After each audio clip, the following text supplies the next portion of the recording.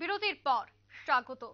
কংগ্রেসের নতুন দুঃখিত যুব কংগ্রেসের নতুন সভাপতির দায়িত্ব এই মুহূর্তে গ্রহণ করেছেন নীলকমল সাহা। তাই আজ ওনাকে বরণ করে নিয়েছেন কর্মীরা।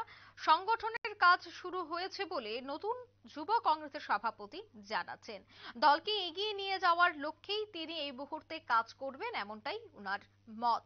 অর্থাৎ রাজ্য প্রদেশ যুব কংগ্রেসের নবনিযুক্ত সভাপতি নীলকমল সাহাকে যুব কংগ্রেসের কর্মীরা আজ বরণ করে নিয়েছেন। একে একেই প্রত্যেকে উনাকে পুষ্পস্তবক দিয়ে বরণ করেছেন। তারপর যুব কংগ্রেসের নবনিযুক্ত সভাপতি নীলকমল সাহা বক্তব্য রাখতে গিয়ে বলছেন যে লোকসভা নির্বাচনকে সামনে রেখে কিভাবে দলকে এগিয়ে নিয়ে যাওয়া যায়, যারা নিচুতলার কর্মীরা রয়েছেন তাদেরকে কিভাবে উজ্জীবিত করা যায় সেই বিষয় নিয়ে আমাদের আলোচনা হচ্ছে এবং আগামী দিনে আমি এই বিষয়গুলিকে নিয়েই কাজ করব। সে বিষয়ে তিনি কি বলছেন শোনাবো।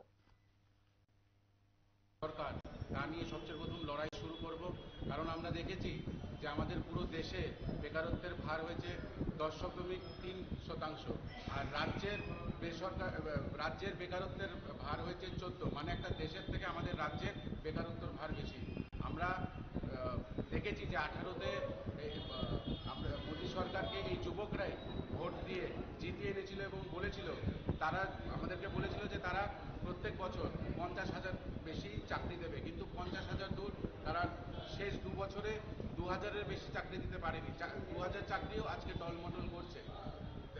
তাই এই ভোট আসার আগেই ওরা এই চাকরির ইন্টারভিউ নেয়, চাকরির জন্য ইন্টারভিউ দেওয়ার পরে পাশ করিয়ে ওদেরকে বাড়িতে বসিয়ে রাখে। যুবকরা আজকে হতাশ, তারা কোনো চাকরি পাচ্ছে না, তারা রাস্তায় রাস্তায় ঘুরছে। আর এই হতাশের কারণে তারা চুরি, ডাকাতি এবং ড্রাগসের দিকে চলে যাচ্ছে। আপনারা দেখবেন যে রাজ্যে নেশা অধিকাংশ ছেলেরা নেশায় জর্জরিত, আর এই নেশার জর্জরিত হওয়াতে খালি ওরা পুরো পরিবারটা ওরা শেষ হয়ে যায়। কিন্তু আমরা দেখেছি যে বিজেপির মন্ত্রীদের এ নিয়ে কোনো চিন্তা ভাবনা নেই। তারা এই নেশা ব্যবসাটাকে একটা গাছের মতন পরিণত করেছে। মাঝে মধ্যে আপনারা দেখবেন যে গাছকে যেরকম আমরা পাতা কেটে দিয়ে, ডাল কেটে দিয়ে মানুষকে বলি যে না পরিষ্কার হয়ে গেছে বাগান, কিন্তু শিকড়টা রেখে দেয়, সেই শিকড় থেকে আবার গজায়। তারা এই আপনারা শুনলেন যুব কংগ্রেসের নবনিযুক্ত সভাপতির বক্তব্য।